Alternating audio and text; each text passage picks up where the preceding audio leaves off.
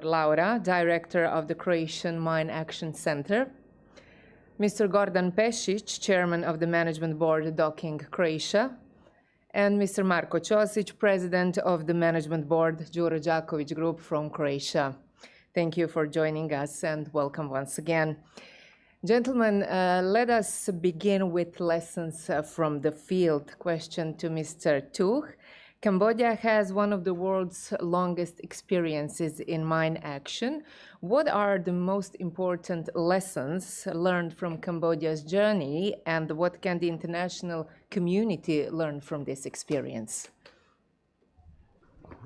Thank you, Mila, for your questions. First, on behalf of the Cambodian delegation, I would like to express our deepest gratitude to the people and the Republic of Croatia for their hospitality extending to all of us during our stay here in this beautiful city of DUBROVNIK.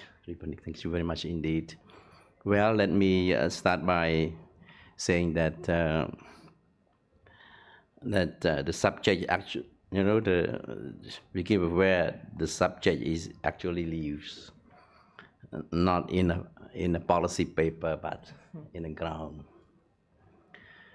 I come from a country where, for a generation, a single footstep could be a death sentence. Where a farmer knew which field fed his family and which one could kill it. Cambodia inherited the minds of other people's war, the Cold War. For on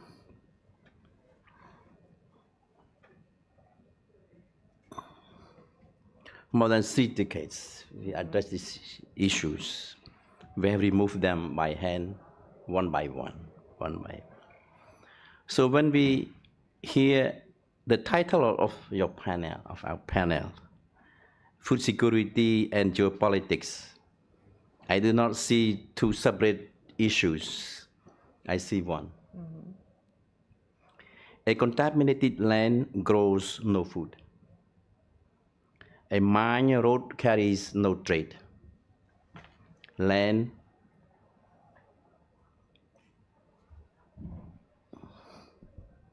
a state cannot make safe its land. It cannot fully govern. So mines are how a war that has ended keeps shaping the future. So let me say it plainly, my action is not charity. It is the foundation on which recovery, development, and lasting peace are built. Cambodia has earned the right to make that issue, that case. Since 1992, we had cleared over 4,300 square kilometers, reducing casualties from 4,000 a year to less than 100 now. And over 4.4 million of landmines and runners of war have been found and destroyed over the past 30 years. So the future matters most for today. More than 65% of the land we have cleared are now farmed. There is food security, lifted out of the ground by hand. Let me say, Cambodia experience has also stayed, not only stayed within Cambodia. Cambodian deminers has served under the UN peacekeeping across 3 continents. So we send our young men and women to help secure peace and security, but also demining work in other countries like Ukraine. We train Ukrainian deminers as well. So that is also the multipolarity worth defending. Not nations competing in suffering, but countries sharing solutions. Let me say on the last point, Cambodia clear minds. We do not lay them. We have never led a new anti-personal mind, but we never also will. That is not, it's not a simple policy, but it's who we are and the future we choose. Let me close on this question. Croatia know well this journey, fully cleared over the past 3 decades. So I'd like to congratulate Croatia for this wonderful achievement. Now helping others as well to do the same. The real question before us is whether the world will treat mine action as the strategic priority it has become, or keep funding it last while expecting peace first. Thank you, Mr. Laura. Croatia is recognized as a successful example of systematic mine action. What were the key elements that enabled Croatia to achieve such progress? Hvala. Yeah, you can speak Croatian. We have translation, yes. Hvala naravno na pitanju. Lijep pozdrav svima. Evo, nakon 30 godina zaista mukotrpnog i odgovornog rada ostvarili smo naš strateški cilj. Dakle, od 1.3. ove godine proglasili smo Republiku Hrvatskom zemljom bez mina, odnosno zemljom bez minske opasnosti. Za nas naravno to nije samo tehničko pitanje, to je trenutak koji označava pobjedu naše države nad najsmrtonosnijim nasljeđem rata, a to je opet iz druge strane i naša bila moralna obveza prema svim stanovnicima koji su čitavo ovo vrijeme živjeli i radili uz minsku opasnost, svim žrtvama mina, civilima, a naravno i pirotehničarima kojima posebno zahvalnost ovdje izražavam i koji su utkali svoje živote u ostvarenje ovog strateškog cilja, to je da Hrvatska bude sigurnija zemlja, odnosno da Hrvatska bude bez minske opasnosti. Kao što je svima poznato, Republika Hrvatska je odmah po završetku rata i ratnih operacija suočila se, kao naravno i sve druge zemlje pogođenom ratom, sa problemom mina i eksplozivnih ostataka rata kao jednom od najtežih i najsmrtonosnijih posljedica i na taj način svrstali smo se u red zemalja koje su bile izložene izuzetno velikoj prostornoj kontaminaciji i jednom višedimenzionalnog riziku od svih vrsta eksplozivnih prijetnji. Vrlo često se govori samo o minskoj opasnosti, međutim nije to bila samo minska opasnost, dakle prijetile su i drugi rizici, tu prije svega mislimo na neeksplodirana ubojna sredstva, na zabranjeno kazetno streljivo, improvizirana ubojna sredstva, mine iznenađenja itd. itd. Dakle, ono što sama činjenica da je 13.000 kilometara kvadratnih u Republici Hrvatskoj, što je praktički 24% ukupnog kopnenog teritorija, bilo procijenjeno i da je potencijalno zagađeno i da je unutar tog prostora postavljeno negdje oko 1 milijun protupješačkih i protuoklopnih mina, govori samo za sebe. Da, isto kao i kod Kambodže, izazovi su bili brojni, bili su naravno kompleksni i dodatan problem bila je činjenica što mi tada kad smo kretali u tu cijelu priču, to naše putovanje od 1996. godine, pa na ovamo je što je tada i protuminsko djelovanje na globalnoj razini bilo u samim povojima, odnosno bilo je u samim počecima, tako da se mi nismo mogli osloniti na međunarodno iskustvo, na provjerene prakse, na izgrađene međunarodne standarde i procedure protuminskog djelovanja, već jednostavno smo bili oslonjeni sami na sebe, na temelju naših vlastitih iskustava, a nažalost i iz grešaka koje smo činili, a znate da je najskuplje kad učite iz vlastitih grešaka. Ja uvijek kažem da one države koje na nesreću imaju problem mina, danas je puno lakše krenuti nego što je bilo, ne samo metodološki i standardi i to sve skupa, već i naravno tehnologija je otišla puno naprijed, tako da je proces se može promatrati i realizirati puno brže nego što smo mi tada to mogli. Ono što je ključno kada govorimo inače o elementima, ali prije nego što ću to reći, je da je Vlada Republike Hrvatske od samog početka prepoznala minski problem i problem eksplozivnih ostataka rata ne samo kao humanitarno sigurnosti, već i kao socioekonomski, odnosno ekološki problem i krenula je odmah u njegovo žurno rješavanje. Svoju odlučnost praktički iskazala je kroz sve segmente protuminskog djelovanja i ono što je posebno bitno, uspostavljajući jedan snažan nacionalni national ownership, odnosno nacionalno vlasništvo nad problema mina i praktički time u potpunosti preuzela odgovornost za svoje rješavanje tog problema. Dakle, taj politička odluka i prihvaćanje da je to zaista strateški problem je vrlo važan za svaku državu koja želi riješiti efikasno svoj problem. Sad, koji su to ključni bili elementi u tom procesu? Prvi, to je da je bila u potpunosti uspostavljena cjelovita arhitektura protuminskog djelovanja, što je vrlo važno, a s druge strane i u sklopu toga izgrađen jedan moderan, fleksibilan i efikasan sustav protuminskog djelovanja koji je u potpunosti bio prilagođen našoj prirodi problema, našem opsegu problema, mogućnostima, naravno specifičnostima i potrebama. Naš sustav je, to već naravno i svi znaju, kao i kambodžanski sustav protuminskog djelovanja, jedan od najcjenjenijih sustava u svijetu i ne samo što je najcjenjeniji, nego se smatra jedan od najefikasnijih sustava u svijetu.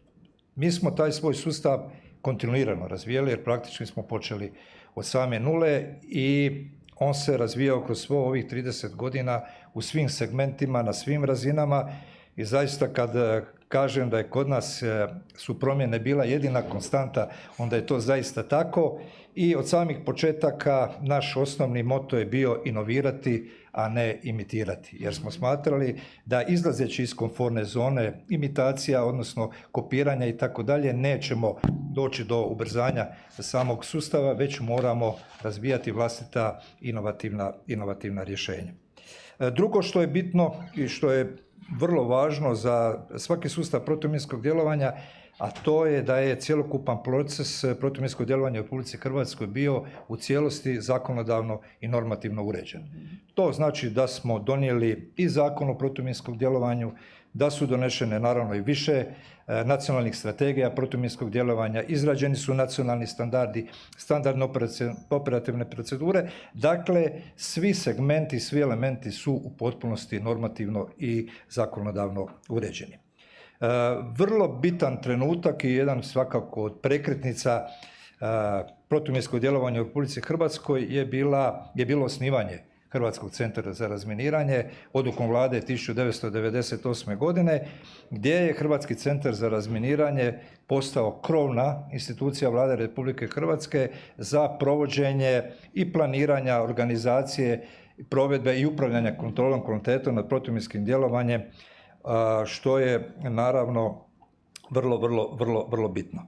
Paralelno sa osnivanjem Hrvatskog centra za razminiranje, godinu možda dvije nakon toga, osnovali smo i Centar za testiranje, razvoj i obuku, koji osim što je omogućio da se u Republici Hrvatskoj provodi kvalitetna obuka naših ljudi, omogućilo je naravno i testiranje i ocjenjivanje opreme i strojeva, opreme koja se koristi i tehnologije u Republici Hrvatskoj, ali ono što je vrlo važno, to je omogućilo je razvijanje vlastitih inovativnih rješenja i njihovu implementaciju na samom terenu, što je dovelo značajno do i povećanja sigurnosti rada i do ubrzanja cjelokupnog procesa. Još jedan naravno vrlo bitan element, to je paralelno naravno sa osnivanjem Hrvatskog centra za razminiranje, mi smo se odlučili na uvođenje tržišnog modela razminiranja, odnosno uključivanjem privatnih tvrtki u razminiranje i to je bila jedna, mogu reći sigurno i ulaskom naravno privatnog kapitala, jedna prekretnica u smislu snažnijeg i bržeg razvoja nacionalnih kapaciteta, ali ne samo to, već i korištenje najsuvremenije opreme i tehnologije u humanitarnom razminiranju, čime je povećana sigurnost rada i ubrzan proces razminiranja. Vrlo bitna uloga vlade Republike Hrvatske bila je snažna mobilizacija, odnosno osiguranje stalnih i stabilnih izvora financiranja, koji su naravno preduvjet za učinkovitu provedbu protuminskog djelovanja, odnosno koji omogućuje visok stupanj otpornosti i održivosti sustava protuminskog djelovanja. Ja mogu stvarno reći sa posebnim zadovoljstvom da ovih 30 godina nikada nije došlo u pitanje da je bilo zbog bilo kakvih razloga, ekonomskih kriza, recesija, sve onog što je bilo, da je došlo do bilo kakvog prekida aktivnosti protuminskog djelovanja. Izvori su bili, naravno, financiranje u Republici Hrvatskoj različiti. Državni proračun, naravno, je tu bio na prvom mjestu. Nakon toga, kroz predpristupne fondove i strukturne investicijske fondove, kroz privlačenje fondova Europske unije, što je također vrlo bitan izvor financiranja. Tu su bili, naravno, financiranja od strane različitih donatora, da li država donatora ili privatnih donatora, i naravno i kroz zajmove Svjetske banke. Ono što bi samo ovdje naglasio, da je Republika Hrvatska jedna od rijetkih zemalja u svijetu koja je izdvajala značajna financijska sredstva iz državnog proračuna. Ako znamo da je otprilike za razminiranje Republike Hrvatske utrošeno 1,2 milijarde eura, 67 do 68% sredstava je izdvojeno iz vlastitog državnog proračuna, 24 iz sredstava Europske unije, a ovo drugo naravno kroz ove dvije koje sam već ovdje i spomenuo. I naravno, zadnje, to je isto tako ne manje bitno, to je da je Republika Hrvatska provodila sve one svoje obveze preuzete potpisivanjem relevantnih i kontekstualnih konvencija. Tu prije svega mislim na Otavsku konvenciju i konvenciju iz Osla i sve naravno druge relevantne koje su bile tiču protuminskog djelovanja. Evo, mislimo da je Hrvatska zaista ovdje možemo govoriti kao Hrvatska kao primjeru jedne uspješne prakse. Absolutely. Thank you very much, Mr. Laura. Mr. Pešić, new technologies. How has the nature of the mine threat evolved in recent years, and how are new technologies helping to respond to these challenges? So I would say that we started in early 90s with the development of the technology that was basically originated from the problems that we had, that was Mr. Laura was just explaining about. We started with the development of the small scale type of demining robots that could play a role in clearing the landmine fields in the Republic of Croatia. And we gradually evolved to the biggest player globally when it comes to the landmine clearance equipment. So the technology for sure is speeding up the process. However, the biggest challenge in the mine action is to evolve the technology together with the threats that we are anticipating in the field. So Mr. Laura was explaining about the threats and how they are evolving from the conventional mines to the improvised explosive devices to the booby traps and things like that. So that is also equally important, that the technology evolves together with those type of the activities. So Docking as a company started in the early 90s with the development of such technologies, but in 2026 now we have like a wide selection of different type of the tools and the methods how we are able to play with those threats. So we are implementing different type of the tools and technologies that are capable of addressing the threats from the conventional mines like anti-personnel, improvised explosive devices, root clearance, pressure plate mines, to drones, and how you are able to classify and to integrate different type of the artificial intelligence recognition of the threats in order to decrease and to reduce the cognitive load from the operator in order to have the efficient and more proficient way of dealing with those threats. So I would say that the technology matters in the most comprehensive and systematic way possible, because with the evolvement of the technology you are speeding up the process and you are evolving together with the methodology how you are able and enable the operators to speed up the process and to cut the costs, which are the biggest destroyer of the momentum in minefield or mine action, I would say. Absolutely. Mr. Ćosić, how important is a strong industrial base in developing sustainable capacities for demining and post-conflict recovery? I would say that the industrial base is definitely essential. So maybe we can see it also, for example, of Croatia. And if we see, for example, our company, Đuro Đaković, it is a company with long-lasting tradition in industrial fields and very strong know-how. So during the wartime, for example, from 1991 to 1995, Đuro Đaković was producing lots of military equipment, weapons, and of course main battle tank M84, which was used for Croatian army during the wartime and is in service also now. So it's a good example how one company with a strong industrial base can serve the needs of the country during the wartime, and also it's very important what will come after that wartime. So the importance which I want to say it now is also the possibility to convert all this knowledge in technology, in machinery, engineering, to produce something which will be in the second phase also needed for developing on the countries.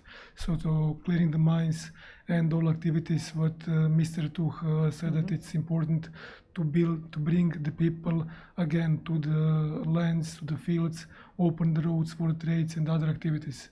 So Đuro Đaković produced its first demining machine in 2003.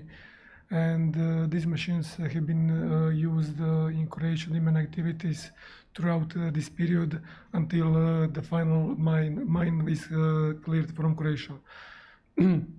So I would say that without this strong industrial base, it's impossible even to bring people back home, because it's not only usually it's seen that the war ended with signing of the agreements and that it started a peace, but the most important is also to bring people back to the job, to bring people back to the land and to open the roads. And that's where it comes to the place flexible industrial capacities which are able to convert very, very easily, and we call it some kind of swing production capacities. So I would also like to mention that, for example, in USA, which is, I would say, the most recognized company in defense area, and of course a number one country in the world, there is the rule for the companies which are doing this heavy industry, such as our company, to be able to convert in requested number of days from civil production to military production, and sometimes, of course, vice versa, which was the case for our company. Thank you. Speaking of demining and food security, Mr. Tuch, in many affected countries, mines are located on agricultural areas. Based on Cambodia's experience, how directly is demining connected to restoring communities and strengthening food security? Well, the connection is immediate and direct. Cambodia is today one of the world rice export. Yet only 2 generations ago, many of those same fields were contaminated and now open for farming. So I think when our farmers receive a cleared land, they can produce, they can grow crops, they earn, their income has become more. In that sense, they are able to contribute to our society. So the connection is immediate and direct. Mr. Laura, Croatia has returned significant areas of land, including agricultural areas, to safe use. What wider social and economic benefits did this process create? Da, ono što sam i prije rekao, da je problem mina eksplozivnih ostataka rata nije samo sigurnosno, odnosno humanitarno pitanje, već i socioekonomsko i ekološko pitanje. Stoga, naravno, humanitarno razminiranje predstavlja jedan od temelja, odnosno osnovni preduvjet za sve postkonfliktne tranzicijske faze koje neko društvo, odnosno država koja je bila pogođena ratom i problema mina prolazi. Dakle, to je osnovni preduvjet za fazu i stabilizacije, obnove i oporavka, revitalizacija, a naravno i one isto tako važne, a to je ta takozvana razvojna faza. Tako je naravno i naš sustav, odnosno program protuminskog djelovanja, osim samog uklanjanja mina, eksplozivnih ostataka rata, omogućio čitavu lepezu socioekonomskih benefita, odnosno koristi. Ja ću se tu osvrnuti na nekoliko onih koji smatramo da su ključne. Ali prva to je ona i osnovna, to je povratak stanovništva i revitalizacija tog područja i zajednica koji su bili prethodno pogođeni problemom mina i eksplozivnih ostataka rata.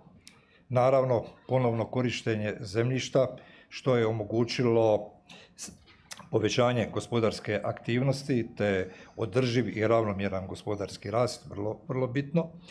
I recimo kad govorimo o tom korištenju zemljišta, tu su posebno značajni benefiti ostvareni u sektorima poljoprivrede, u sektorima šumarstva, u turizmu, prometnoj infrastrukturi, energetici i zaštiti okoliša. Naravno, benefit nakon humanitarnog razminiranja je samo povećanje cijene, odnosno vrijednosti zemljišta, odnosno nekretnina, jer poznato je da minirana, odnosno minski sumnjiva područja imaju ograničenu ili gotovo nikakvu tržišnu vrijednost. Daljnji benefiti sigurno vezani su i za privlačenje investicija, odnosno ulaganje u nove i razvojne projekte, što opet za posljedicu ima i otvaranje novih radnih mjesta, dakle smanjenje nezaposlenosti, i ono što isto tako ljudi vrlo često zanemaruju, a to je smanjenje troškova zdravstvenog i socijalnog sustava. Naravno, smanjuje se, odnosno nemate više minskih žrtava i na taj način je to. Naravno, čitav niz je benefita što se tiče i zaštite okoliša i očuvanja bioraznolikosti, a posebno na područjima nacionalnih parkova prirodne, odnosno zaštićenih i Natura 2000 područja.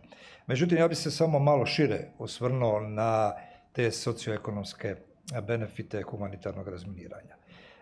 Na početku to naravno se, pa kad smo mi počinjali, humanitarno razminiranje uglavnom razmatralo kao trošak. Međutim, danas međunarodna praksa humanitarno razminiranje ne promatra kao trošak, već i kao razvojnu investiciju.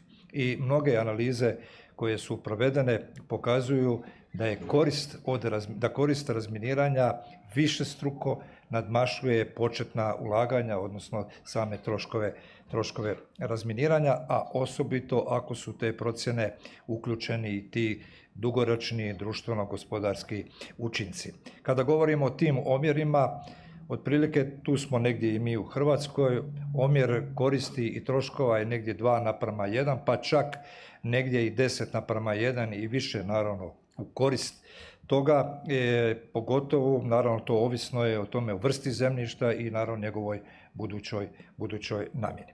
Međutim, to je ono što isto tako napomenuo i vrlo važno je da se humanitarno razminiranje opet ne može ocjenjivati samo kroz financijski povrat, jer za razliku od ovih komercijalnih investicija, dio koristi koje se dobivaju razminiranjem ne mogu se uopće iskazati novcem, znači oni su apsolutno neprocjenjivi, a to je naravno, to su spašeni ljudski životi, spriječene ozljede, osjećaj sigurnosti stanovništva i društvena stabilnost.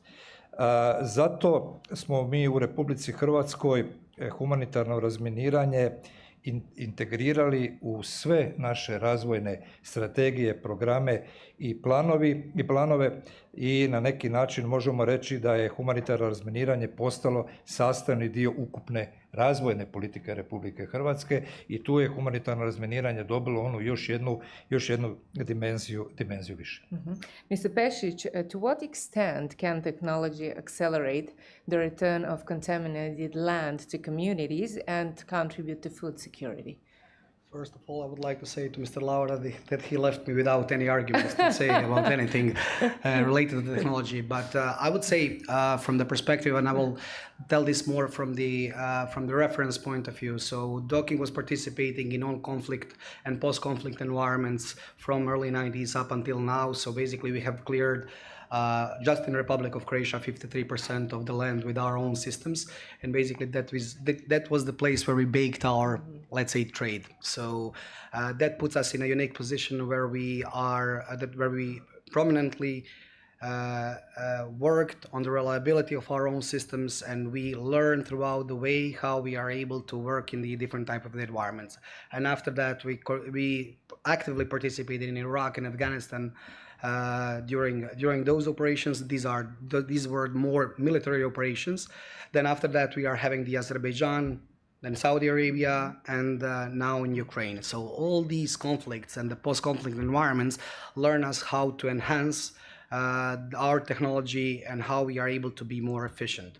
So from the perspective of the conventional mines in Croatia to Ukraine, where you have like kamikaze drones together with the shelling objects, unexploded ordnance, conventional mines, improvised explosive devices, you have a wide selection of different types of the threats that you need to take care of. So you are not able to be a new player in this field and just to say, okay, this is a technology that I would like to place in the market. You need to develop the entire ecosystem of the capabilities and the capacities in order to provide necessary support. So just from the reference point of view, again, the entire Sri Lanka was demined with our own technologies. So just imagine the contribution that we put to the economic recovery of such countries, the countless lives saved, and the way how we provided the safety and security for the operators that were before doing this manually. So basically that is the biggest enhancer of the operational capability of today's mine action work. So I would say that this is like my way how to navigate the arguments besides that one. Absolutely. Mr. Josic, how can industry contribute to building long-term clearing capacities on the mining capacities, especially in countries facing large-scale contaminations? As it is mentioned, so to clear the mine, especially these mines which are different kind of the mines and lots of the area which is contaminated, you need definitely industrial support. So I would say that manual presence and activities of these people is always essential. But you need to build, of course, equipment for them in order to clear faster and bigger area of the land. So this kind of industry is definitely very well needed. And we need to be frank, and we need to say that usually the last mine is cleared in the country when this kind of international support is redirected somewhere else. So local industry is definitely needed, because the mine clearing process is lasting for years and even for decades, which was the case in both Croatia and Cambodia. So you need to create the long-lasting life cycle support for all this equipment. I would also say that donations are also important, but donations in the way that you buy, or any country which is affected with the mines only buys equipment, it's not enough, because through this process, these machines needs to have whole life cycle support. So it means improvement, learning from the field. Of course, there is different terrains always in different countries, so it needs to be able to support local industrial adaptability, and of course spare parts for all these processes. So without the industry, of course, local industry, I would say it will be very difficult or even impossible to clear it. When we talk about the geopolitics and lasting peace, Mr. Tuch, should the international community treat demining not only as a humanitarian activity, but as a strategic investment in peace, stability, and development? Yes, without question. I think investment in mine action is very, very important. We cannot talk about, in commercial terms when you invest in saving lives, in reducing casualties, reducing poverty, extreme poverty, and of course building hope and dignity for people. Yes, I think Cambodia is blessed in having support from our friendly countries, from Europe, from the United States, from China, from Japan, Australia, and many others. Other nations has been contributing to saving lives and reducing poverty in our country, of course. Yeah.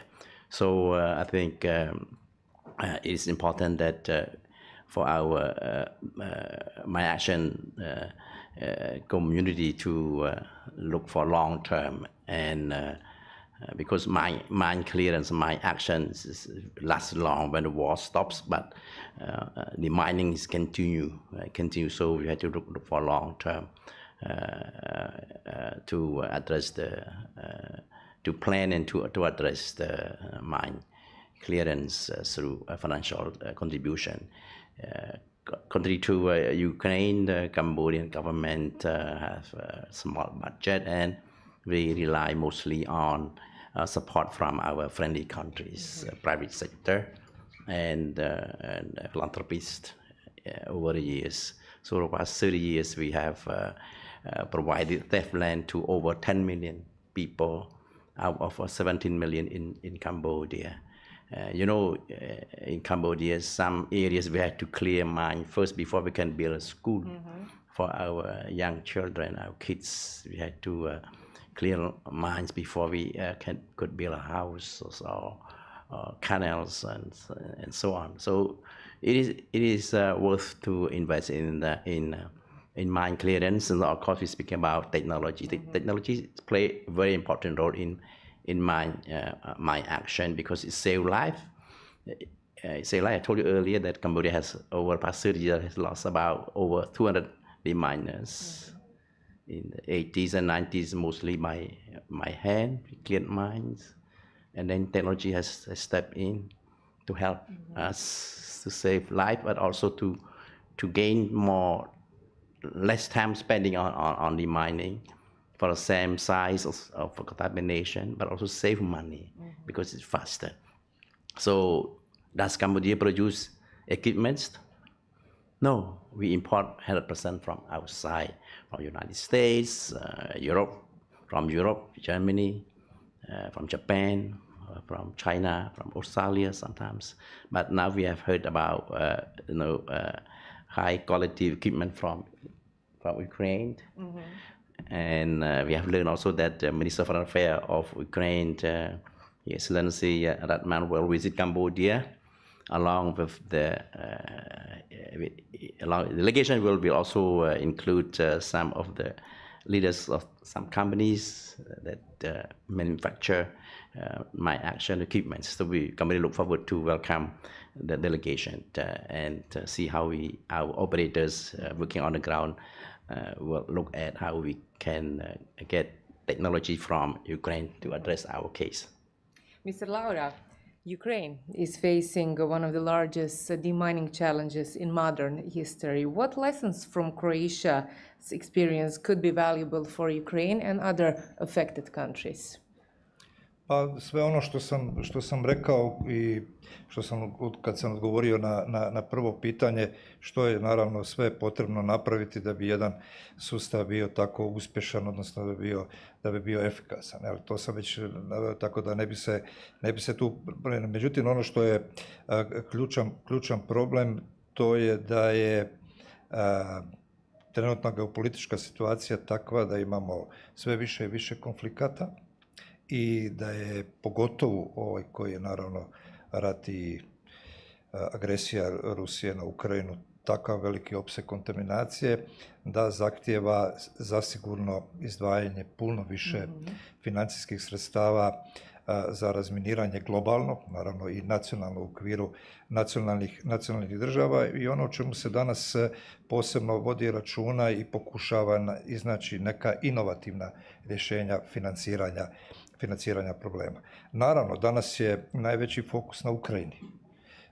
Pokušavaju se naći najsuvremenija tehnološka rješenja, inovativna rješenja, načine financiranja Ukrajine. Tako da, ali ono što je vrlo bitno, ne bi trebala samo biti fokus, naravno što i nije na Ukrajini, već i na neke druge države i na neki način održavanje i dalje tih programa u tim državama. Mr. Pesic, you already mentioned artificial intelligence. So what role will robotics, autonomous systems, artificial intelligence play in the future of humanitarian demining? I'd say that is my the topic is basically ours. It's fundamentally it will change the way how we are dealing with the threats in general. It's not related to the humanitarian demining or demining per se. It's going to be related to the overall activities that the human society is doing right now. So this will be affected with the way how we are dealing with the threats as well.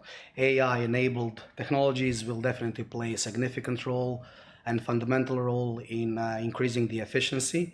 But I would like to mention that now it is important, since we are having these geopolitical turmoils and we are having more military presence, basically this technology will be developed more in the military domain than in the civilian. So it's going to be the other way, opposite way of industrialization. So now we are now part of the military ecosystem, and we are developing the technologies that are able to play a significant role on the tactical way of military demining, which will be converted later on in the humanitarian aspect. So yes, we are we are working with the autonomous functions, and we are significantly increasing our operational efficiency and effectiveness. However, we need to take into consideration that there is always a need to have the human in the loop, because we are not able, and we need to be heavily regulated with the AI. So always we need to have the man in the loop in order to have the decision-making process controlled and enabled by the human, because the machines are not able to make decisions on their own, and they are risky for the environment. So I would say it is necessary. We are going to work with it. However, we need to control it, and we need to have it regulated and standardized. Mr. Ćosić, can stronger cooperation between governments, industry, international organizations become a model for supporting this post-conflict recovery and resilience? Definitely yes, and as we can see it, there is a strong will on the international level to have it. So we have lots of this kind of declaration signed, but what Mr. Tux mentioned at the beginning, it's not about the policy. At the end, it's resolving on the field. And if we see also lots of this declaration about rules, what's possible to do in the war, at the end the war is complete chaos, especially with new technology. This kind of demining activities can become more and more difficult, and of course like in the war, you need also to adapt in the post-war activities with industry and with the clearing. I would say that the most important is from the international government, or it's not government, but international institutions, to focus on the long-lasting process, long-lasting financing, because as mentioned in the beginning, it's not one-off donation. It's a process which needs to last for decades, and it needs to be provided long-last financing. If the last mine is not cleared, the country is not safe. Perception is also very important. So it's not at the end only about the numbers. So we clean 1 million mines. This is just a number. It's from PR perspective sounds really good job. But what does it mean if it's like only a small percentage, and if only one mine is left, it's still the safe of unsecurity. And I would say that the best sentence which was sent by Mr. Laura is that Croatia is clear of the mine. So it's quite straightforward message, and after that there is no any kind of the questions when you will finish it, how safe it is. It's safe. And that's the most important thing. So I would say that either for Ukraine or for any other later on affected country, we need to be focused on the final goal. And the final goal is that the land needs to be clear.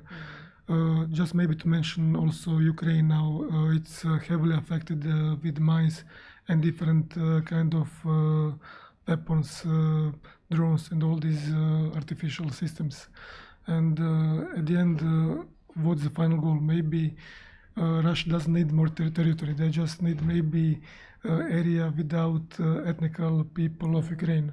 So if we don't clear it, this land is lost. Without the people, there is no future. Yes, for the final part of our discussion, I would like to ask each of you one final question about the future of mine action.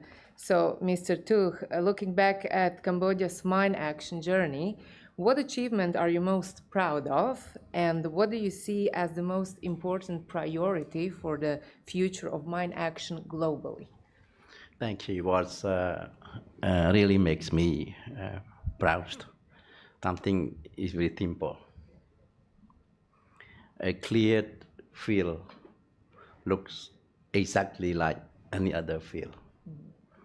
So when our great success is about making the wars disappear, it lets children play without fear. Farmers cultivate with confidence. Communities rebuild ordinary life. That is what lasting peace actually look like.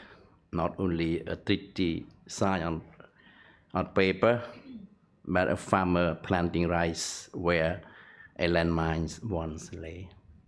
So looking at that, the priorities is this: mine action must be built into peace building, development, and food security strategies from the very first day of recovery, not treated as an afterthought.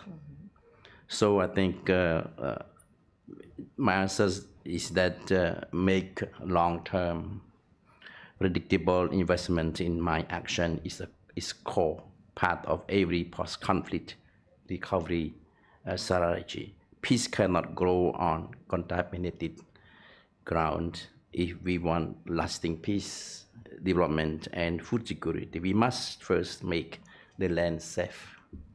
And only then can communities rebuild, governments restore confidence, and the next generation inherited hope instead of fear.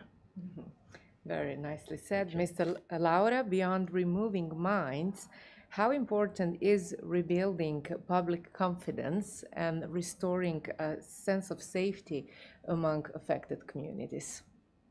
Da, jedno od ključnih, naravno, pitanja s kojim smo se mi u Republici Hrvatskoj čitavih ovih gotovo 30 godina susretali, je li što vam znači da vi kažete da vam je sustav bio učinkovit, da bi bio efikasan, ako stanovništvo ne osjeća sigurnost da ono što ste proglasili razminiranim ili metodama izviđanja, da li ne tehničkim isključili i reći izvolite, ovo je za vas sigurno područje. Naravno da je pitanje povjerenja nešto što se gradi dugi niz godina, da je potrebno čitav niz aktivnosti koje smo mi naravno aktivno kroz ove 30 godina poduzimali, tu prije svega da smo u potpunosti proces prikazali transparentnim, da su svi u cjelokupan proces, počevši od planiranja pa do same implementacije svih aktivnosti protuminskog djelovanja, svi dionici tog procesa bili gotovo potpuno uključeni, naravno do onog stanovništva koje živi na tom području i koji koriste to područje. Ono što smo recimo posebno radili, to je da smo u našim planovima edukacije stanovništva, informiranju stanovništva o opasnostima od mina, eksplozivnih ostataka rata, kao sastavnu komponentu imali i edukaciju o metodama i načinima razminiranja koja se tu provode. Mi smo imali određenih recimo problema, pogotovo kada smo uveli, kada se počelo koristiti animalna detekcija, dakle uporabna pasa za detekciju mina, i tu se kod stanovništva pojavila jedna doza nepovjerenja. Međutim, upravo ovim aktivnostima gdje smo ih educirali o tome koja je to metoda, u kojim kombinacijama, kad se koristi i naravno kada su, što je ono naravno najbitnije, a to je kada onaj koji ima i malo sumnju vidi da ostala područja koja su razminirana ili metodama izviđanja isključena su sigurna, obrađena, da nema minskih incidenata, da nema žrtava. Naravno da je to najbolji primjer i dokaz kako u stvari utjecati na taj osjećaj sigurnosti kod stanovništva. Naravno, tu ide i pitanje ugleda samog Centra za humanitarno razminiranje u svijetu kada vide da je priznat, tako da je stanovništvo i drugačije opet gleda na to. Naravno, za svako područje koje je razminirano ili isključeno se izdaje certifikat, dakle država jasno stoji iza svakog razminiranog isključenog kvadratnog metra. Tako da kažem, to ne ide preko noći i na tome treba svakako puno raditi. Ono što sam možda ostao dužan, možda pitanje što se tiče Ukrajine, Republika Hrvatska sa Ukrajinom ima dugogodišnju suradnju i ona se datira još iz 2008. godine, naravno intenzivirana je od 2022. godine nakon brutalne agresije Rusije na Republiku Hrvatsku i evo kroz ovih 4 godine mi zaista provodimo i imamo suradnju gotovo na dnevnoj bazi. Provodili smo transfer našeg znanja i iskustva i ne samo bilateralno nego i kroz Europsku uniju kao taj format, a evo i na zahtjev ukrajinske strane i naš stručnjak, konkretno to sam ja, je član i savjetodavnog odbora, odnosno potpredsjednik savjetodavnog odbora Centra za humanitarno razminiranje. I naravno Hrvatska će i dalje pružati svu potrebnu pomoć Ukrajini i svojim znanjem i naravno tehnologijom, iskustvom koje je steklo ovih 30 godina, a naravno ne samo Ukrajina, već završetkom svih ovih aktivnosti u Hrvatskoj i proglašenje Hrvatske bez minske opasnosti, naš fokus će biti još intenzivniji prema vani i prema pomoći međunarodnoj zajednici da se globalno problem mina riješi na što brži način. Mr. Ćosić, how important is reliable domestic production and maintenance capability, and what role can companies like Đuro Đaković play in ensuring operational readiness? As the final question for you. Okay, thank you. I partially, do you hear me? Yes, yes. Okay, now I partially answer on this question. So the persistence and support is very important to the final goal. So I would say that our company is also a good example. So we served during the wartime, supporting Croatian army for defense, and we were also supporting during the civil time or peaceful time. So without industrial base, at the end there is no possibility for the country to defend itself, to clear the mines, and of course at the end there is no jobs for the people to live even in this kind of clear country. So we have different examples in Croatia. So we have area which was affected by the mines, and people of this area actually left the country. So you need to do it also very fast, and you also need to secure the job for these people. So industry is the leading nation's prosperity in different ways, in the wartime, in peaceful time, and throughout history. Mm-hmm. Mr. Pešić, you already mentioned this balance between human expertise and artificial intelligence, but if you could highlight one action that the international community should take today to make demining a stronger instrument for peace, stability, development, what would it be? Your closure. Okay, so from the perspective of evolving threats, I would say that the most important aspect in order to deal with them is to have proper, systematic and comprehensive dialogue between the stakeholders that are responsible for the mine action or whatever threat, and the industry in order to match those capacities together. So threats are evolving, the problems are evolving, so the solutions needs to do the same. So for that particular reason, it is important to have this back and forth discussion and dialogue, how we are able to play together the role in order to resolve our issues, problems in the most effective way possible. So I would say that the docking is the global leader not because of the not that it didn't came from air. So basically we have been working together with the CTRO, with the Croatian Center of Humanitarian, with the Croatian Mine Action Center, sorry, and with the different stakeholders in order to create the standards, in order to test the technologies, in order to work with the end users and getting the feedback on a daily basis in order to push the technologies forward. So my closing remarks on that would be that we don't need only investment in the capacity building, we need to invest in the capability as well. So in innovations are able to foster efficiency and foster reliability of such technologies that are able to be used in such environment.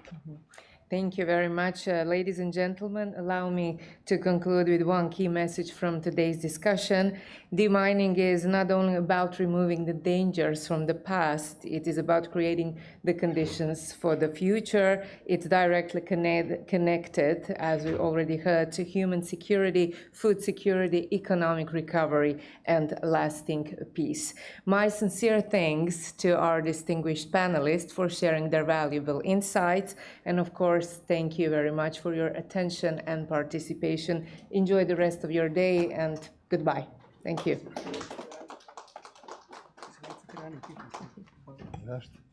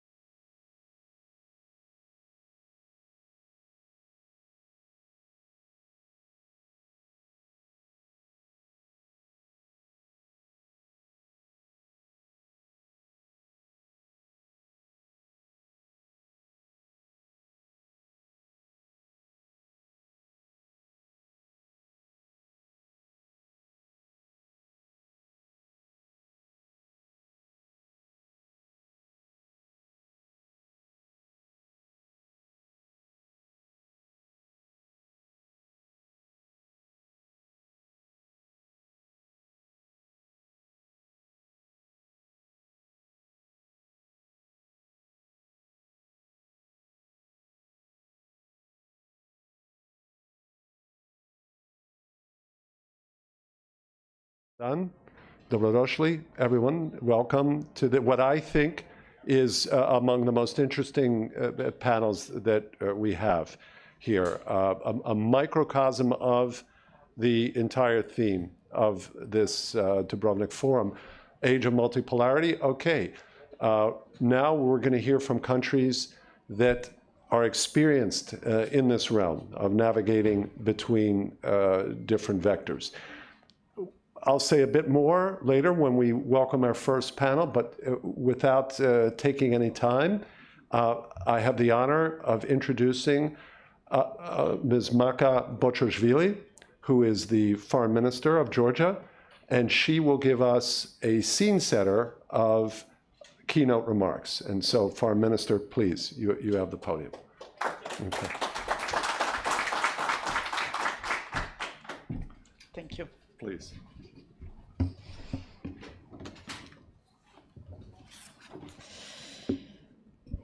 So, Excellencies, dear guests, ladies and gentlemen, it's a really great honor to be here in Dubrovnik and to address you at the Dubrovnik Forum. First of all, I would like to thank my dear friend, Foreign Minister of Croatia, for inviting me and for providing this valuable opportunity to contribute to such important and very timely discussions in Dubrovnik, in this beautiful city, which is with its rich history and openness and resilience, which is perfect place to reflect on changing dynamic of today's international politics and the role of multi-vector diplomacy in today's geopolitical landscape.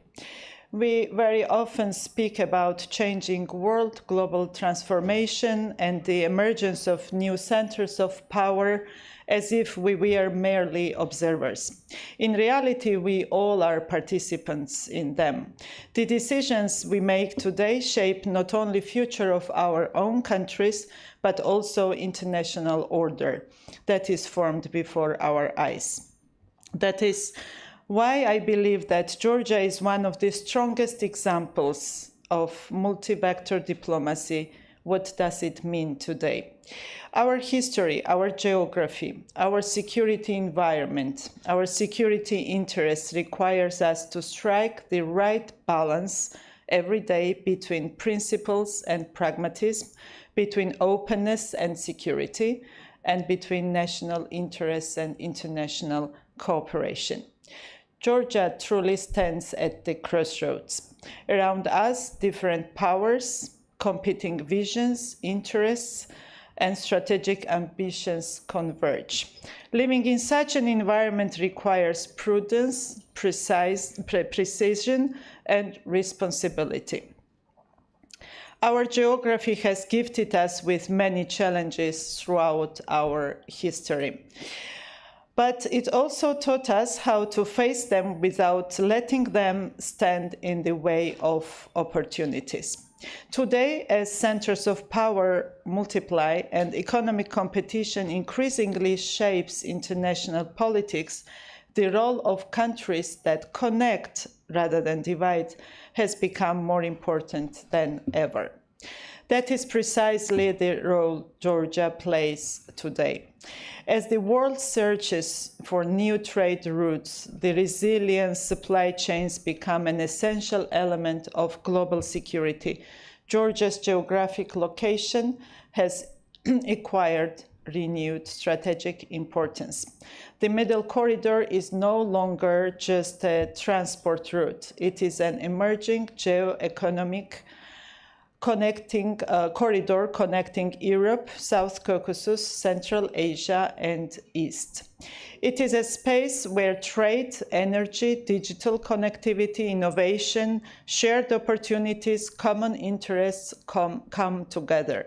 Georgia's ambition is not only to be part of this process because of its geography, but to be a reliable, predictable, and responsible partner.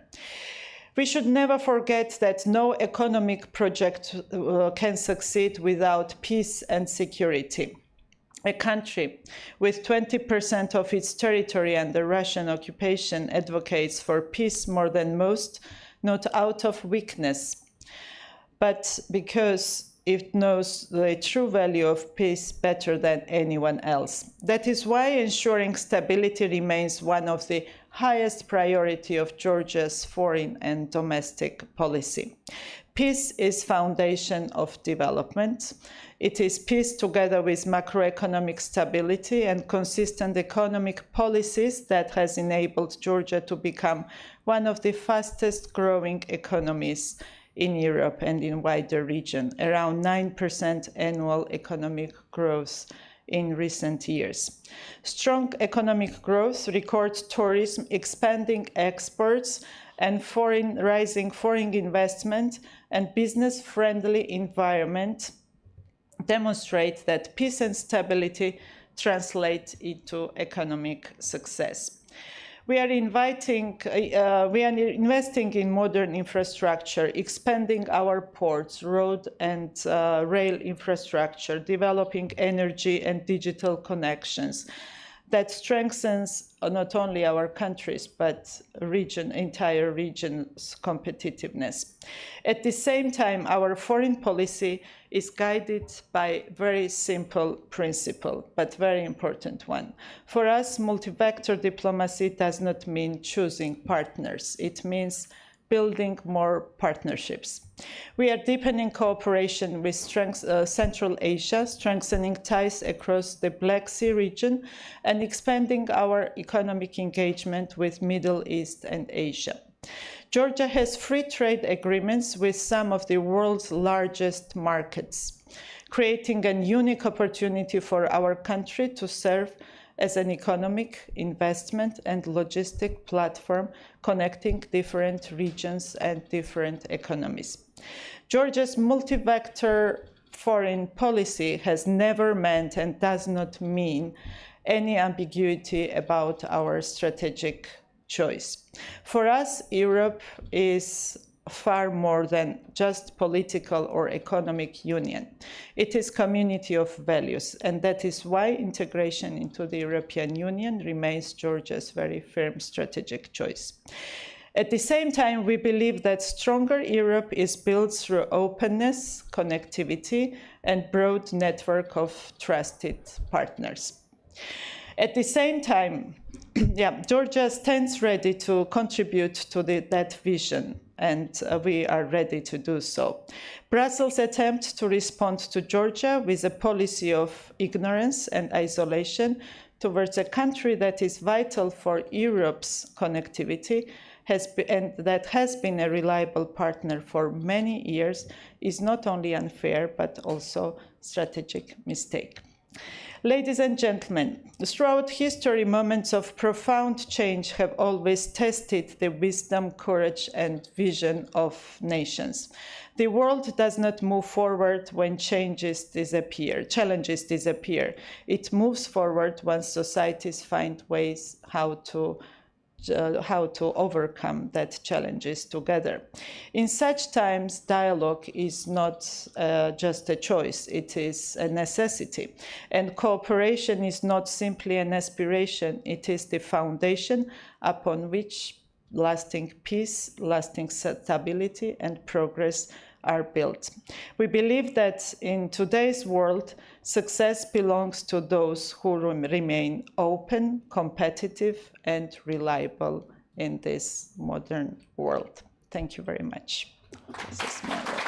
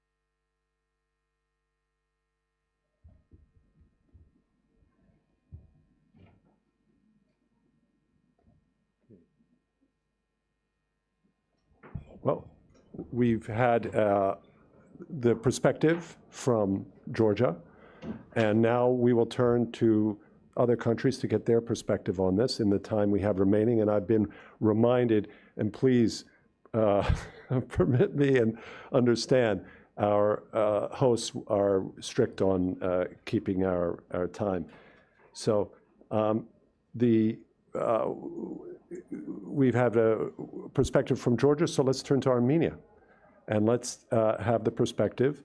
Now, I'm going to do my best with everyone's names, but bear with me. I did okay with the Georgian foreign minister, but we honored to have Deputy Foreign Minister from Armenia, Minaksan Safarian.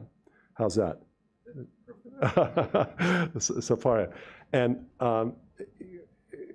Deputy Foreign Minister, it's totally appropriate that you lead off, because we've seen in Armenia really some significant changes and moves. And you've had recent elections, and even before the elections, there have been quite significant developments in how Armenia is navigating its position. So I am very interested to hear your approach to this topic. Please, sir. Thank you, Edward.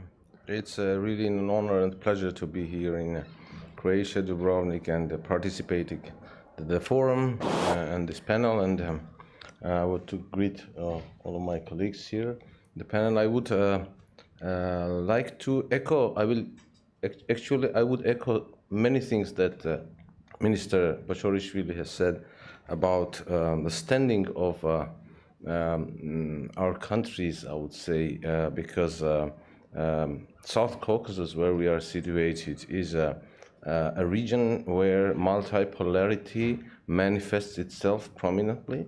And that's why I would say not only Georgia, but we as neighbors, we have multi-vector foreign policy as well. And it is also reflected in our foreign policy of balanced and balancing relations with the outside world, as well as the flagship initiative of Armenian government, the Crossroads of Peace, which is essentially connecting north to south and east to west.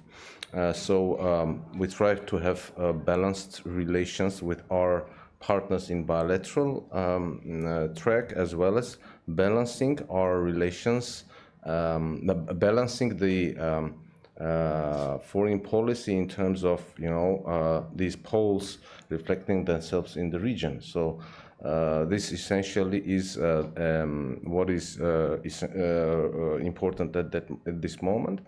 About the change that you have mentioned, yes, we found ourselves in security challenges in recent years. So we have transforming relations with Russia. We have our relations with the EU as a priority, and EU integration as a priority for my country. The Parliament of Armenia has adopted a law that tasks the government with EU membership, and we are expanding our relations with the European Union. Recently, in May, we had both Armenia-EU first summit in Yerevan, as well as the European Political Community summit, that were really a milestone for Armenia's engagement with the Europe, and our relations with the US have been developing on a fast track, and in that sense, the Armenia-US strategic cooperation I have to mention the strategic cooperation signed with the US, as well as the the Trump route for international peace and prosperity that Armenia and the United States established and signed. Recently, we have signed the agreement on this framework, which will be a part of this crossroad of peace that I mentioned. Apart from that, we have developing relations with the Asian region. Our defense cooperation is moving forward with India very prominently. We have trade developing with China. China is one of our top trade partners, and to the south as well, to the Middle East, Iran. So it is really a multipolar setting, and we are at somehow we are out of our comfort zone, but we are trying to manage all these developments together. Well, Deputy Foreign Minister, that's a great overview. I'm going to come back to you because there's some particular threads there that we can discuss. Because as you maneuver in the space, it's possible that new directions towards one have a positive and harmonious reaction. At the same time, reaction can be less enthusiastic by some others as you navigate the vector. And that's, again, why I think this is such an interesting discussion. Now, I'm going to use all of my training and experience from Johns Hopkins sites, where I'm an alumnus, and my travels overseas to welcome the State Secretary of the Ministry of Foreign Affairs of Mongolia, Munktushig. That's perfect. Lakanov. Tanajo, yes. Lakanov. First part. Well, the first part. Perfect. That was perfect. Thanks. Yeah. Thank you for your gracious understanding. And please, sir, you have the floor now. Well, thank you, Edward, and hello, everyone. And it's my pleasure to be attending the Dubrovnik Forum for the first time and be a panelist on this important session. And, you know, as we all know today, international relations are undergoing a profound transformation. And before I go into the lessons that I hope to share with you, I'd like to give a brief thing on Mongolia. Yes. And its foreign policy, of course, so that we can have a clearer picture. Yes. You know, Mongolia became a democratic country and with a market economy in the early 1990s. And since that time, we revised our foreign policy concept. And ever since then, we've been consistently pursuing peaceful, open, independent, and more importantly, multi-pillared foreign policy. And so some of you know the unique geographic location that we're in. We're located between Russia and China. We have only two neighbors.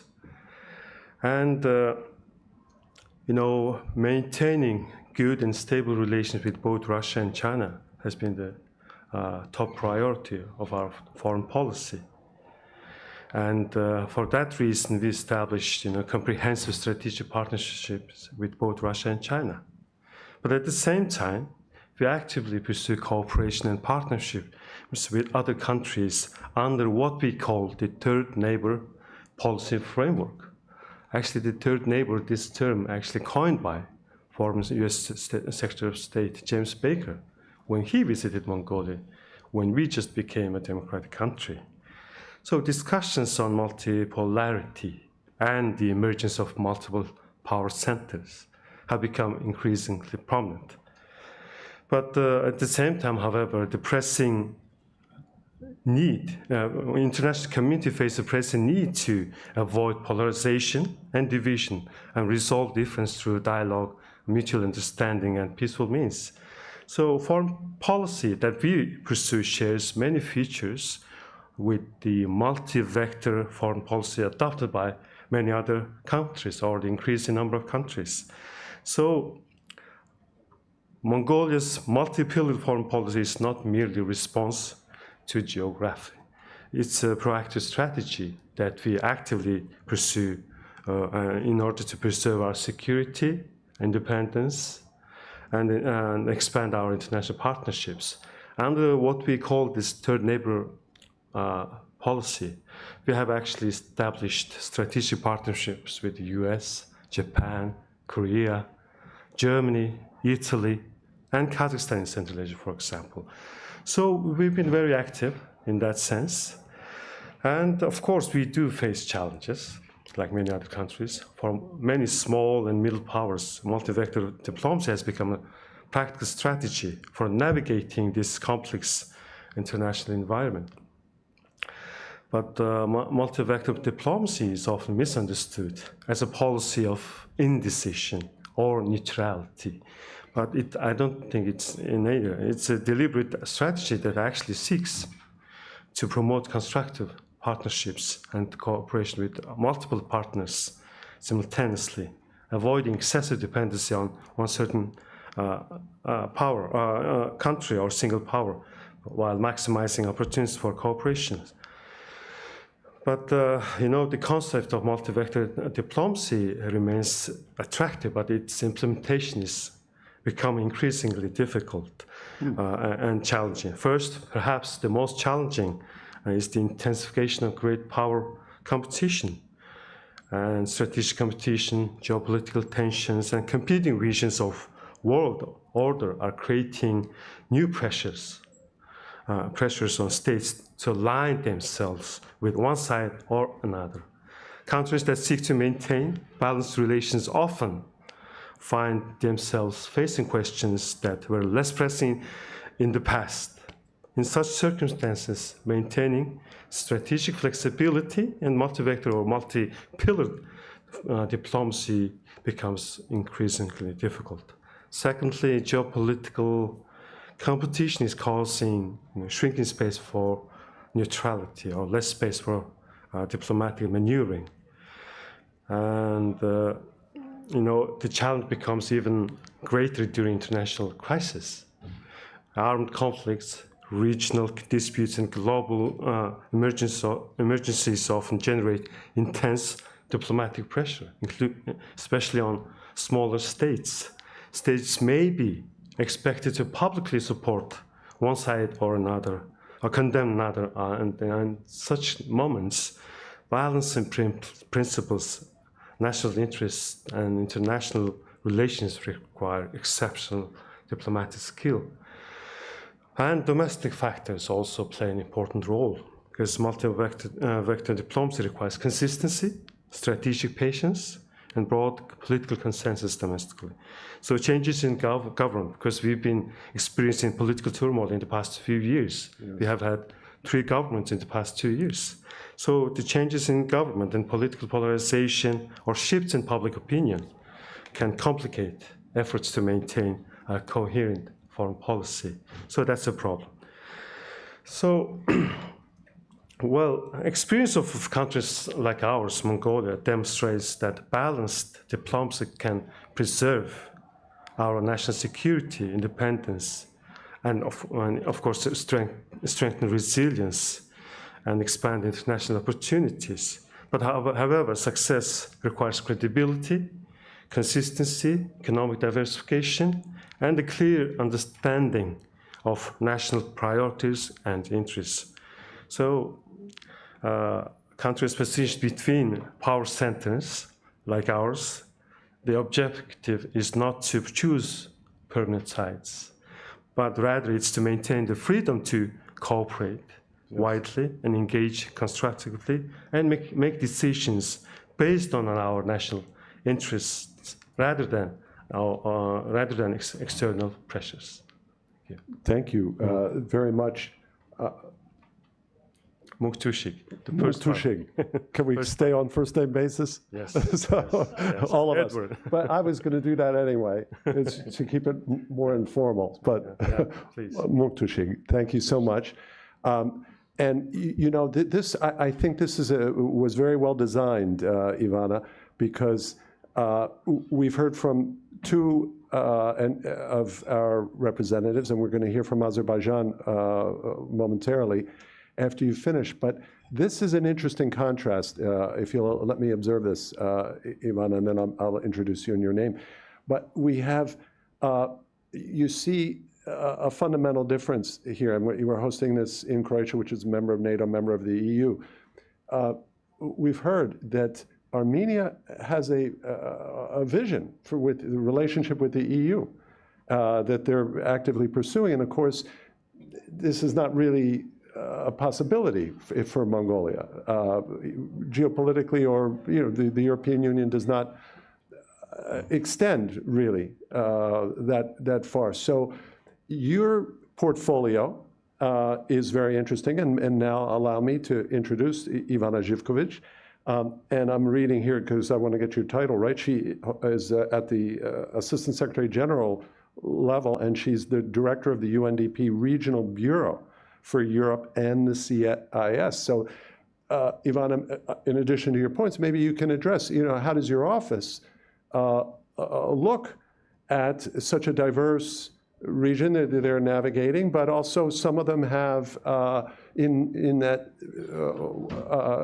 complex array, some of them have proximity to the European Union and access that others do not. So please. Thank you. Thank you very much, and it is great to be here. I'm almost every year in Dubrovnik.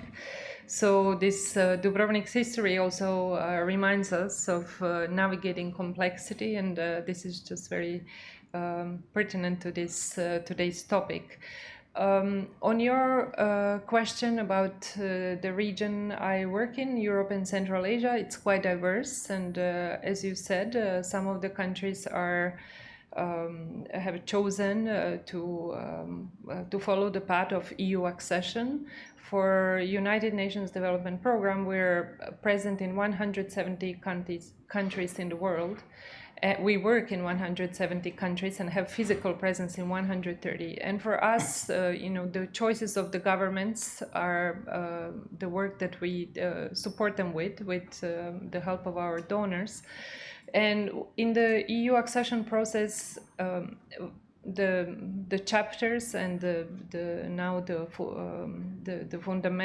different parts of the process are very much aligned with SDGs, the Sustainable Development Goals. So we're not doing something that is outside of our scope of work. Rather, we, as UNDP, work very hard on governance. We have done it for many years before. So respecting the choices that countries make, we have the country program documents that we negotiate, and based on that, we support the areas that are most needed.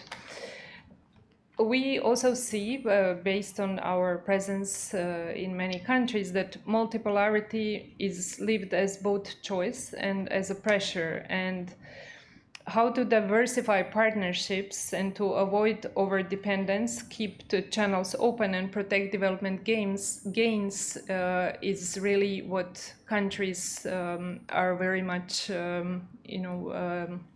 involved with. And in this view, from our perspective, we think that multi-vector diplomacy creates space for countries to navigate this complexity, and while the development gives them the foundations to use that space effectively. So through our work, we feel that countries are provided with more real choices when institutions can deliver and economies can also create decent work. Services can continue under stress, as we see in the war situations and crises and natural disasters, when infrastructure holds and people trust the public institutions. Here, I want to bring to your attention that UNDP publishes the Human Development Report every year, and since 1990, and only after the pandemics we have seen that human development is on the decline, while the wealthier countries were able to rebound. More than half of the poor countries are having a difficulty in catching up. And we measured this progress by looking at the income, but also at the health opportunities and education opportunities. What really makes threat to progress of overall development is definitely the crisis and wars, and also the climate change. Speaking of climate change, we see how multi-vector diplomacy and through it regional cooperation, for example, in Central Asia, is really bearing results. The member states are working together on common goals, on mostly tackling climate change, knowing that these different issues they cannot deal with at a national level, rather they need to increase cooperation. So this is one very good example from our work that we see on desertification, on different issues with water issues in Central Asia and others. Thank you. Ivana, thanks. And that definitely addressed our topic and the perspective that the UN brings. And now we turn to Azerbaijan, which also brings a very important and compelling, and I can say this as someone who specializes in this region and who's lived and worked in this region for many years.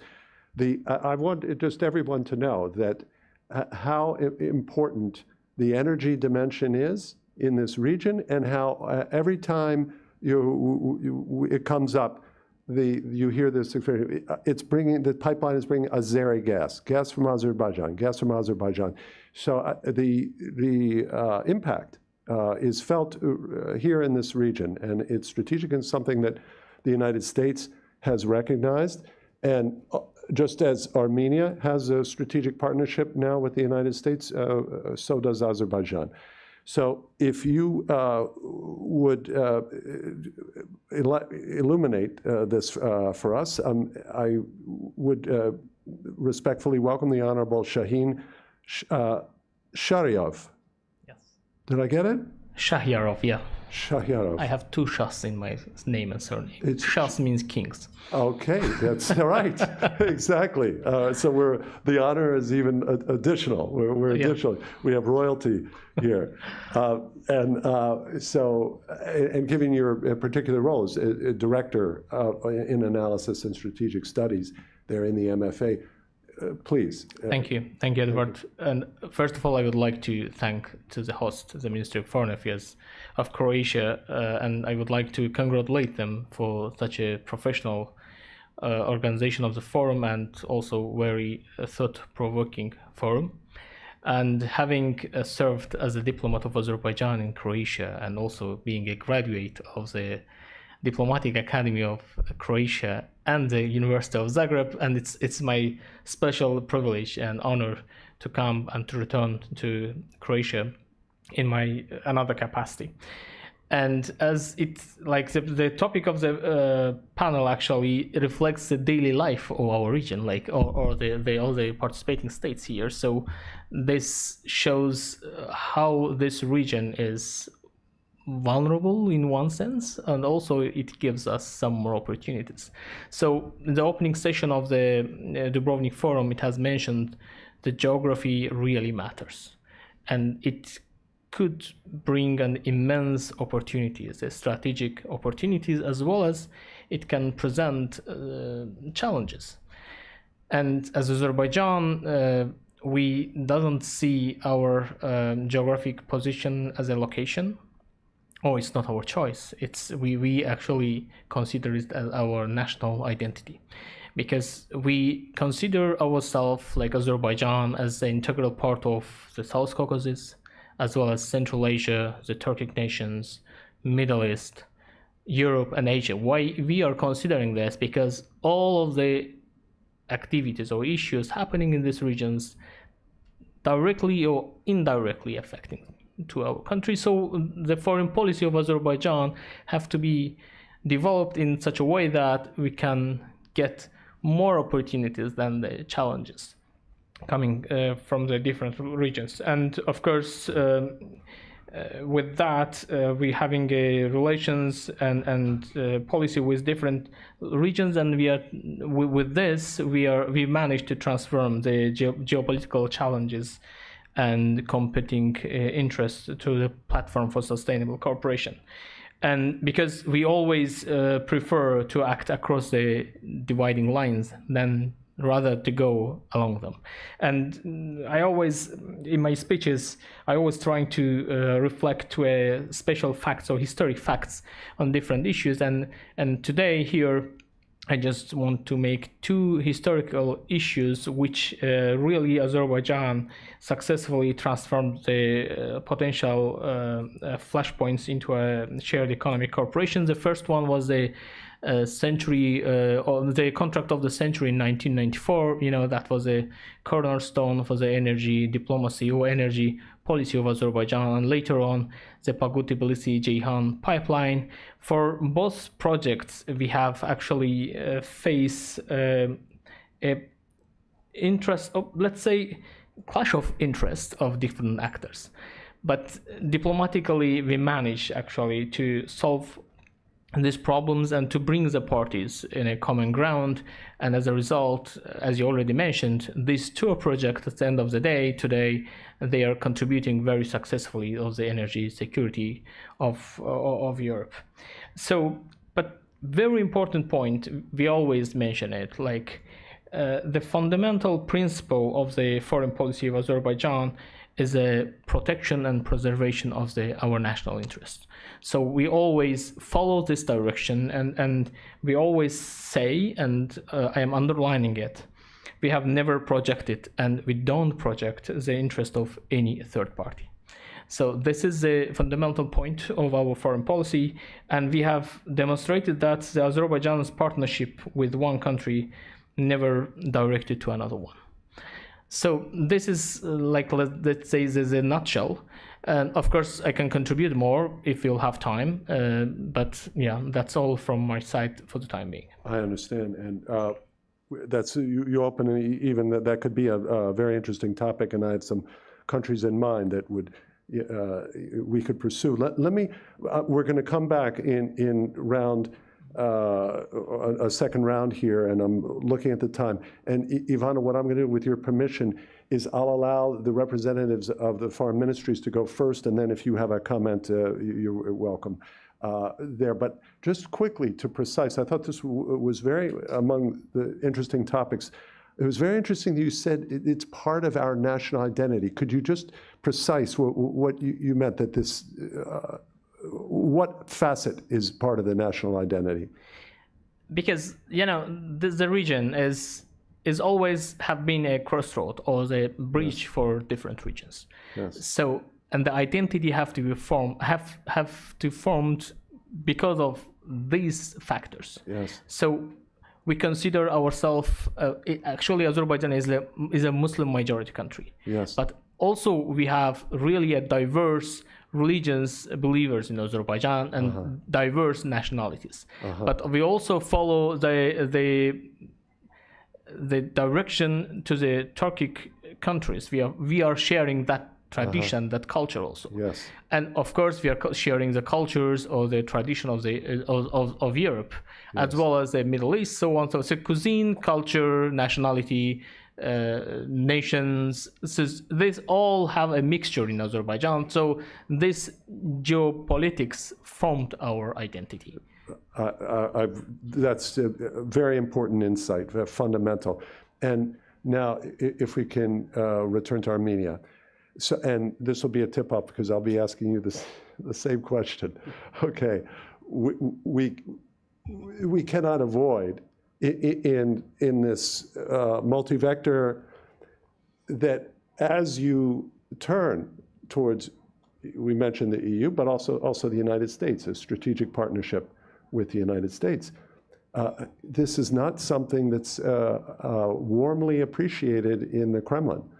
So can you, and again, and we will have the same, for Azerbaijan to understand. Obviously, you have your own relationships with Russia and each of these countries, but the same question arises.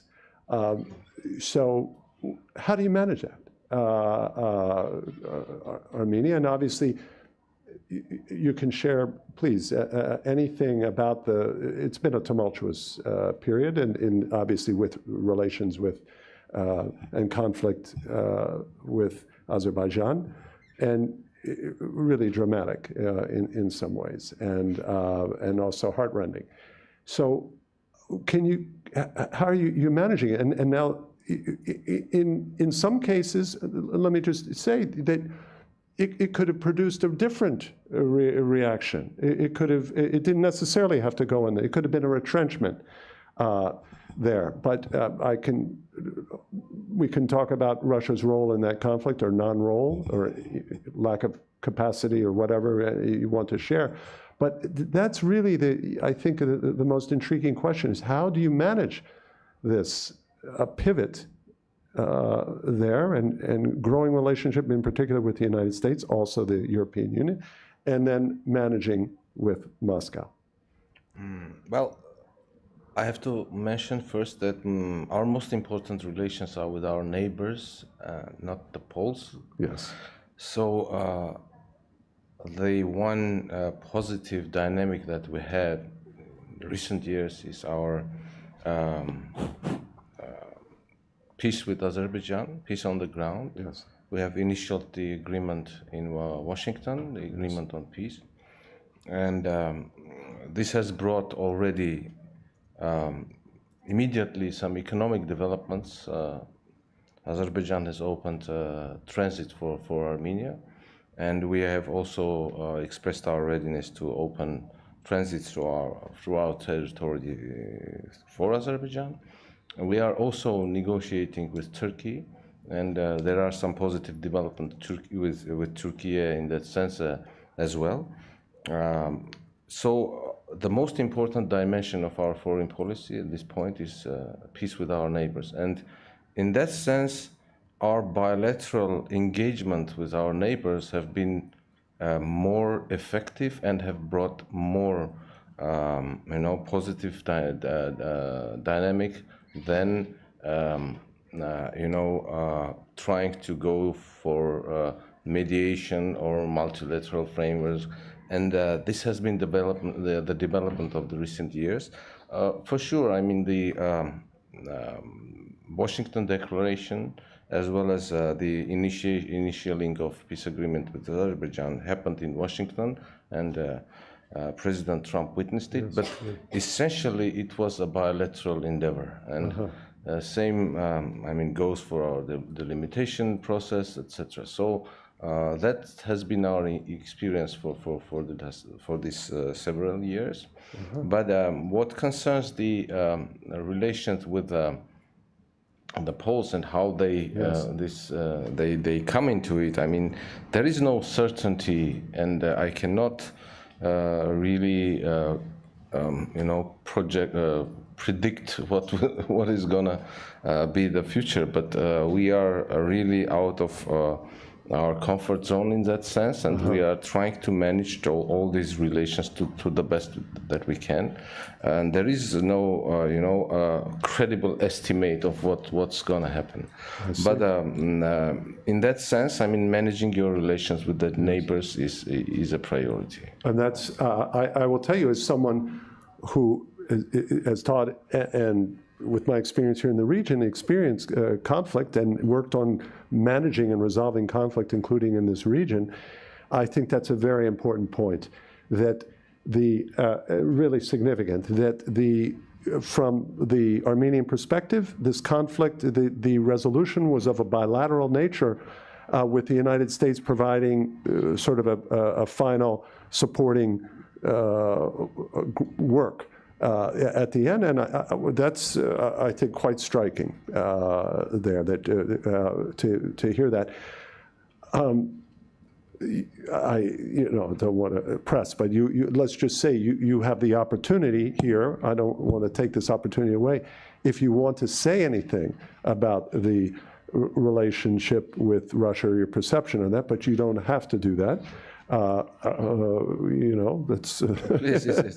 Well, we are open about that. It's transparent, and we have, changing relations in that sense. They are transforming. We have some reassessment of this relationship, but we do not want to antagonize any country. Yes. And we have historical relations with Russia coming from centuries ago. So we do really hope that the issues that are there, the problems that are there, will be addressed through dialogue and diplomacy. And we are still optimistic about that. I see. So, in this changing world, yes, we are diversifying our economic defense relations. through all directions. Yes. Certainly we have priorities. Yes. But then again, I mean, you see our defense cooperation with India is now Yes. larger than with any other country. So Wow. that is the situation. Yeah. Well, that's, again, this is quite striking here to hear that, because, you know, there are countries, let's be open, in Russia's orbit, that Russia does not permit to diversify their thing, and one of them is Ukraine. And we should remember 2014, the trigger for the conflict was not relationship with NATO. It was not NATO expansion, it was not relationship with NATO, it was relationship with the European Union, and in 2014, and that this triggered the original Crimea. So I am quite interested to hear how you navigate this relationship with a neighbor that is not usually tolerant of too much in the way of diversification. And again, we'll hear from Azerbaijan in a moment, but if I can let's come back to Mongolia. So again, you're in a different position, and your relationship with both Russia and China is different. You have a high energy dependence on Russia. You know, China also has an energy relationship there with China. But my question here, let me zero in on this, because your two country neighbors here have both signed strategic partnerships with the United States. What would it take from the United States? What steps to advance a true third neighbor policy? What is it from Washington in Ulaanbaatar would be welcome and interesting and would take you on a path while you have to negotiate, you know, your relationship with Beijing and Moscow? That's, no one's going to deny that. But what would be appetizing and welcome from the United States or the European Union in that respect? Mm-hmm. Well, you know, before I answer your question, you know, the geographical location or situation that we're in, geography remains a permanent reality. Yes, yes, of course. This political reality actually dictates the policy that we pursue, of course. Yes. And ever since we became a democratic country, early 1990s, we've been consistently pursuing our foreign policy, which I mentioned earlier, that to maintain both good and stable relations with Russia and China, which we've been doing. At the same time, like I mentioned, what we call the third neighbor policy, you know, I think we've been quite successful in achieving the goals of our third neighbor policy. And the US is playing an important role in that, of course. And, you know, Mongolia and the United States is going to celebrate 40th anniversary of diplomatic relations next year. Just now, this year, we are having this incredible, you know, this project, tangible project, which will pave the way for the capital city for the next 30, 40 years of, you know, water recycling plant, water project, for example. It's a symbol of our bilateral relations. But, you know, with the United States, we have a lot of cooperation. And it's not that we have established a strategic partnership just now, after Trump's administration. No, we established a strategic partnership long ago. Before that, and you just mentioned also the EU. You know, we also have an excellent cooperation with the EU. In fact, I'm traveling to Brussels tomorrow for our joint committee meeting, the 24th joint committee meeting tomorrow. And earlier you mentioned about NATO and the OSCE. Actually, we became member of OSCE in 2012, and we are a global partner of NATO. But not many people recognize that. Yes. But to answer your question, you know, our two neighbors, we enjoy excellent cooperation. And they respect our foreign policy. But of course, they say, you only have 2 physical neighbors. Yes, we do. Yes. We recognize that. Yes, sure. And, you mentioned about dependency. Also, I mentioned in my statement earlier that we are almost 99% dependent, of course, on Russia's petroleum products. This is a fact. And in terms of trade, China is our largest trading partner. Yes. And the total trade of almost 93% of our total trade is being conducted with China. Yes. But at the same time, under the third neighbor policy, we've tried to attract investment from third neighbors. Yes. And just over 16, 17 years ago, we successfully managed to sign a strategic partnership with the Rio Tinto group of Anglo-Australian, giant mining company, right? Also present in this region. Yes, and also 2 years ago, just a year and a half ago, we also signed with the French government and run a mining company to extract uranium in Mongolia. Yes. And they also agreed with China. The French government and the Chinese government has agreed to work with Mongolia. So that's what we've been doing. So I think it's quite an achievement. Yes, I understand. As I go back to Washington, and if I encounter officials who work on this, again, they might want to imagine other ways to advance investment and cultivate the third neighbor. That's to the extent possible. But let's again return to Azerbaijan. So I'm going to pose the same question as Armenia, as I posed here on Armenia's behalf. What about navigating the relationship with Russia? How do you do that? Obviously, you have an energy power that makes you in some ways a competitor. And again, I mentioned this region. I mentioned Rio Tinto. Rio Tinto is in Serbia on lithium.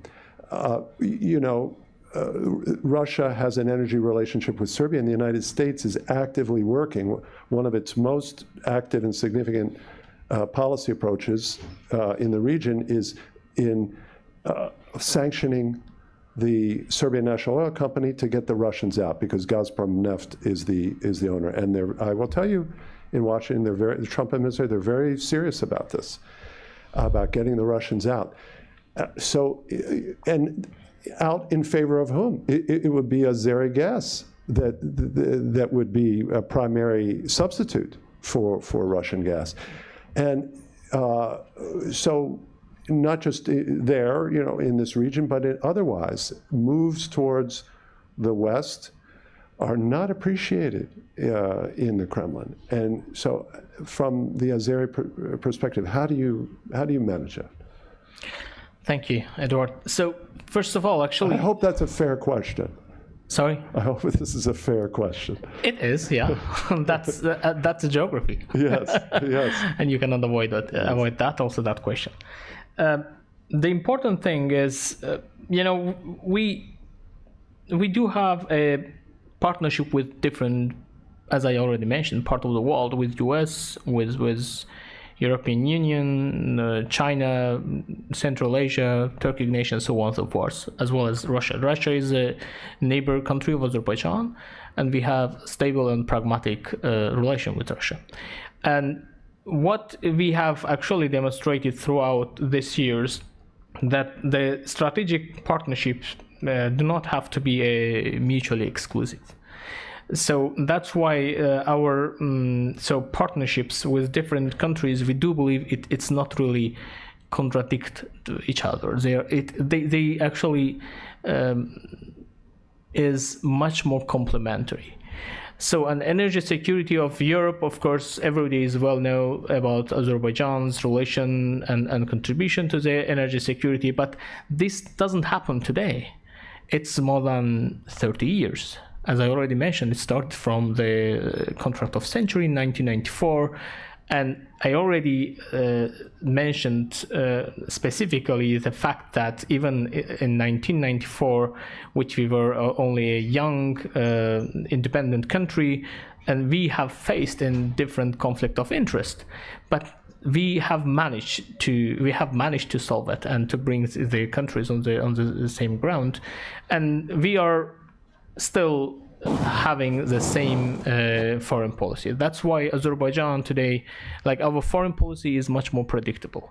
Like, I do believe everybody knows how open and how predictable is our foreign policy. That's why we are enjoying this strong reputation, let's say, in the world. And it applies to all of the partners. And also, like, that's important to mention that we have been very active nowadays in different international forums, platforms, organizations, and our main goal is promoting consensus and promoting the cooperation between different partners. And of course, now we do have a stable South Caucasus. I would like to also echo what have been mentioned by distinguished Deputy Minister of Armenia, that the relation between Azerbaijan and Armenia is developing on the peaceful manner. Like, the transit issues are there on the agenda. We are exporting the nationally produced petroleum materials to Armenia. Of course, the transit open for Armenia. So this shows that, like, the South Caucasus is moving much more prosperous and peaceful environment. And we are following, both of us, on that direction, and it shows that the political will are there. So we have already established the mechanisms how to cooperate, and let's hope very soon we will have the results which we are waiting for. So I do believe I managed to answer your question. You did. I appreciate that. And I'll tell you what I especially appreciate here, Ivana, maybe you as well, is, and I'm going to mention that I'm a speaker later on the Balkans panel, and I'm going to mention how striking it is to hear I will use this term, goodwill, I hear from Armenia and Azerbaijan, and that expression of goodwill, and that they're in a relatively short time frame. You have a shared perspective, if I can call it that. Obviously, not all issues are resolved, and I know that there, including some of the transportation issues and so forth. But I think it's quite striking there, and we have here in a region, that's 30 years on. Some of these disputes have not advanced. In fact, in some cases, they've regressed. So I find this really, and I salute the organizers here to organize this panel and bring both of you there. Let me quickly follow up and ask, and same question to Armenia. I'm going to pose this. We'll just begin here because we're at Azerbaijan. Are you satisfied with the role the U.S. plays? And I'm focusing on the U.S. not because I'm American, but because there's this, the trip, so forth, and the role that you both mentioned. Is the U.S. actively supporting this and bringing in, not just diplomatically, but where there's investment? What do you say? Actually, as already has been mentioned, like the initial peace agreement have been initialed with the witness of Donald Trump in US. That was, of course, an important step forward. But we have mentioned always, like, Azerbaijan and Armenia bilaterally are improving their relations and bilaterally solving the open issues. So that's an important point. So it has passed only 2 years from the last clashes between two countries, but we have managed to improve and achieve a lot of results. Yes. So about the border demilitarization, about the civil society contacts, and so on and so forth, including the transit and so on. But of course, it's very important to have, as already distinguished Deputy Minister mentioned, about having the functional of the trip, because it will help also to have a route of the middle corridor, which will connect Azerbaijan to Azerbaijan as well as Armenia to the Europe. So it's very important to have this project have been implemented, and I do believe, as has been mentioned, the US is playing an important role in this matter. Okay, very good. Same question. Please, Mr. Sar. I share many things that my distinguished colleague from Azerbaijan has said, and in this sense, yes, I believe that the trip, that the Trump route for international peace and prosperity was a crucial, development that built trust in the sense of connectivity, to open the connectivity in the region, which was essential. In that sense, U.S. played an important role in that. So yes, there is a positive role played by the U.S., but again, the most important aspect is the bilateral dialogue and bilateral negotiations that we have with Azerbaijan.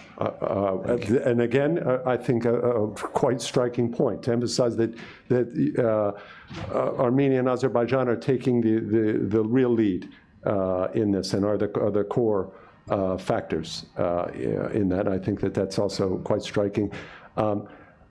Unless there's urgent burning remark from Mongolia, if you will allow me, I don't want to deny that, but take Ivana, if you want to share any concluding observations, or you don't have to, but I want to give you that opportunity. Okay, I just maybe want to add that within this and from our perspective, connectivity and also the trade routes, middle corridor, it's extremely important.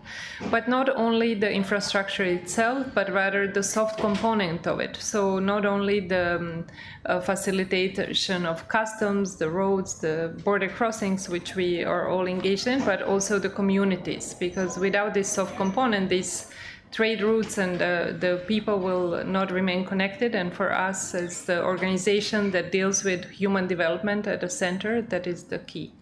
One more thing that I was hoping to hear more about was trust. So we hear that there is a bilateral component that is very strong, and I think it is also, the trust is the prerequisite. It seems like it's going well and in the right direction, but I think that is the ingredient that is also very important. And you're absolutely right. I'm going to close here just with one observation, because it came up at one of the panels this morning where one of the officials mentioned how trade is so important.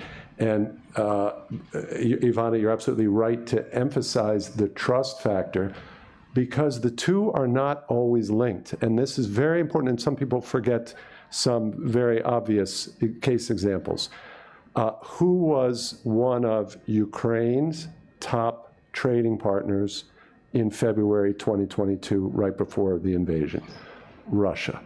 Who is Taiwan's #1 trading partner, significant #1 trading partner? It's the neighbor to Mongolia, China. So we have high trade up to 2022 between Russia and Ukraine, very low trust, and we have continuing very high trade between Taiwan and China, very low trust. So it's just a reminder, the complexities of the geopolitical environment. These dynamics are encouraging. Balkans has its own different dynamics, but I tell you, I stand enlightened and also encouraged by this conversation, and I ask the audience to join me in a round of applause. Thank you very much. Thank you. Thank you for